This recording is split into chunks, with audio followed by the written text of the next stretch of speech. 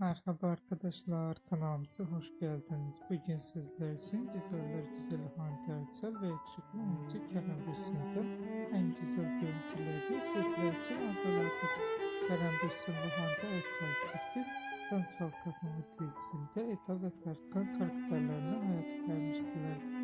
Herkes gibi biz de onları birbirine yakıştırıyoruz. Biz de sizler için onların en güzel ve en romantik fotoğraflarını hazırladık.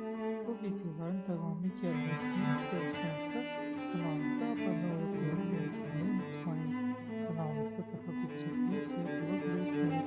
Bizi izlemeye devam edin. Herkese teşekkür ederiz.